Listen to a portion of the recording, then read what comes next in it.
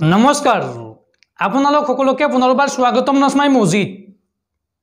বন্ধুসকল পলকতে চাওক আজি সন্ধিয়াৰ 7টা গুৰুত্বপূৰ্ণ খবৰ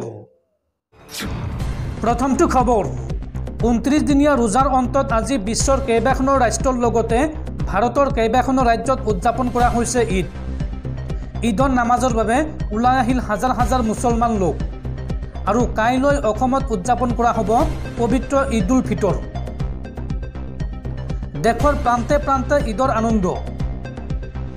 মঙলবাৰে জন দেখা পোৱা কেৰালা লাডাখ আৰু জম্মু কাশ্মীৰত ঈদ উদযাপন কৰা হৈছে আজি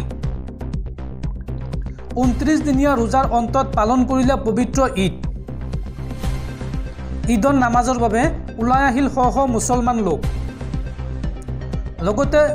এই ভাৰতৰ এইকেইখন ৰাজ্যৰ লগতে Saudi Arab UAE Oman Qatar Kuwait Bahrain Egypt তুৰস্ক ইৰাণ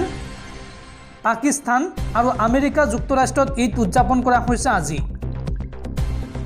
আৰু ৰাজ্যবাসীয়ে অৰ্থাৎ অসমবাসীয়ে কাইলৈ উদযাপন কৰিব পবিত্ৰ ঈদ অসমৰ কেন্দ্ৰীয় হিলাল কমিটিয়ে কৰিলে এই ঘোষণা পৰৱৰ্তী খবৰ ৰাজ্যত সংঘটিত হৈছে কোনোদিনে নোহোৱা নোপোজা ঘটনা অসমৰ দুটাকৈ সংবাদ প্ৰতিষ্ঠানক এইবাৰ নিষিদ্ধ ঘোষণা কৰিলে কংগ্ৰেছ দলে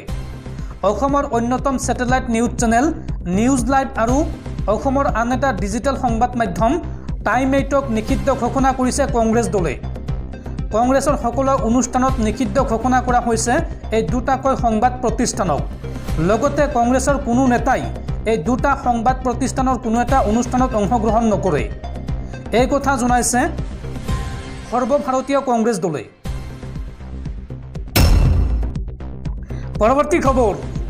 ইডিৰ গ্ৰেপ্তাৰৰ বিৰুদ্ধে এইবাৰ উচ্চতম ন্যায়ালয়ৰ দ্বাৰস্থ হৈছে দিল্লীৰ মুখ্যমন্ত্ৰী অৰবিন্দ কেজৰিৱাল উল্লেখযোগ্য যে মঙলবাৰে দিল্লী উচ্চ ন্যায়ালয়ে জামিন আবেদন খাৰিজ কৰিছিল দিল্লীৰ মুখ্যমন্ত্ৰীগৰাকীৰ আৰু তাৰ পিছতে এইবাৰ উচ্চতম ন্যায়ালয়ৰ দ্বাৰস্থ হৈছে মুখ্যমন্ত্ৰী অৰবিন্দ কেজৰিৱাল বন্ধুসকল তাৰপিছত 4 নম্বৰ খবৰটো জনোৱাৰ আগতে আপোনালৈ এটা সৰু ৰিকুৱেষ্ট যদি তালুকে এই ভিডিঅ'ত লাইক কৰা নাই তেন্তে প্লিজ এটা লাইক কৰি দিয়ক আৰু এনেকুৱা ধৰণৰ নতুন নতুন ভিডিঅ' পাবলৈ চেনেলটো সাবস্ক্ৰাইব কৰি কাষত থকা বেল আইকনটো প্ৰেছ কৰি ৰাখক পৰৱৰ্তী খবৰ ভাৰতৰ চুবুৰীয়া দ্বীপৰাষ্ট্ৰ শ্ৰীলংকাত আবদ্ধ 19 জন ভাৰতীয় মাছমৰীয়াক মুকলি আজি পুৱা চেন্নাই বিমানবন্দৰত উপস্থিত হয় এই মাছমৰীয়া কেইজন শ্ৰীলংকাৰ নৌসেনাই গ্ৰেপ্তাৰ কৰিছিল 21 জন মাছমৰীয়াক কিন্তু এতিয়াও শ্ৰীলংকাৰ কাৰাগাৰত বন্দী হৈ আছে আন দুজন মাছমৰীয়া বাকি 19 জনক মুকলি কৰি দিছে যদিও এতিয়াও শ্ৰীলংকাৰ কাৰাগাৰত বন্দী হৈ আছে ভাৰতৰ দুজনকৈ মাছমৰীয়া পৰৱৰ্তী খবৰ গুৱাহাটীত পুনৰ ভয়ংকৰ ঘটনা এইবাৰ কটন কলেজৰ এগৰাকী ছাত্ৰীৰ ৰহস্যজনক মৃত্যু পেইং গেষ্টৰ দ্বিতীয় মহলৰ পৰা পৰি মৃত্যু হৈছে এই যুৱতীগৰাকীৰ গুৱাহাটীৰ কটন কলেজৰ এগৰাকী ছাত্ৰীৰ ৰহস্যজনকভাৱে মৃত্যু হৈছে মৃত ছাত্ৰীগৰাকী কটনৰ উচ্চতৰ মাধ্যমিকৰ প্ৰথম বৰ্ষৰ ছাত্ৰী বুলি জানিব পৰা গৈছে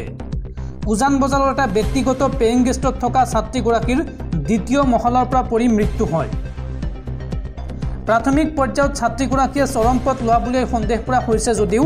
মৰণোত্তৰ পৰীক্ষাৰ প্ৰতিবেদন আৰু আৰক্ষীৰ তদন্তৰ পিছতহে এই মৃত্যুৰ প্ৰকৃত কাৰণ জানিব পৰা যাব পৰৱৰ্তী খবৰ এইবাৰ বিপদত পৰিছে ৰাজ্যৰ 59 গৰাকী আৰক্ষী বিষয়া ৰাজ্যৰ 59 গৰাকী আৰক্ষী বিষয়াক এইবাৰ তলব কৰিছে দুৰ্নীতি নিবাৰক শাখাই এই আৰক্ষী বিষয়াসকলে দীৰ্ঘ সময় ধৰি জমা দিয়া নাই কেছ ডায়েৰী আৰু কেছ ডায়েৰী জমা নিদিয়াৰ বাবে ৰাজ্যৰ গৃহ বিভাগে বন্ধ কৰি ৰাখিছে দৰমহা বিগত 2 পৰা 8 বছৰ পৰ্যন্ত এই বিষয়াসকলে লাভ কৰা নাই দৰমহা কিন্তু দৰমহা বন্ধ হৈ থকাৰ পাছতো কেনেকৈ চলি আছে এই সকল আৰক্ষী বিষয়া সেই বিষয়ে তদন্ত কৰিব দুৰ্নীতি নিবাৰক শাখাই পৰৱৰ্তী খবৰ অৱশেষত ৰিজাৰ্ভ ক্লজ কৰা হ'ল নগাঁৱৰ যান-বাহন শাখাৰ আৰক্ষী কনিষ্টবল এইগৰাকী জিতুমণি হাজৰিকাই ৰাজপথতে এগৰাকী ই-ৰিক্সা চালকক প্ৰচণ্ড চৰ শুধাইছিল আৰু সেই দৃশ্য ছ'চিয়েল মিডিয়াত ভাইৰেল হৈ পৰিছিল তাৰ পিছতে জিলাখনৰ SPয়ে তৎপৰতা দেখুৱাই আৰক্ষী কনিষ্টবল জিতুমণি হাজৰিকাক ৰিজাৰ্ভ ক্লজ কৰিছে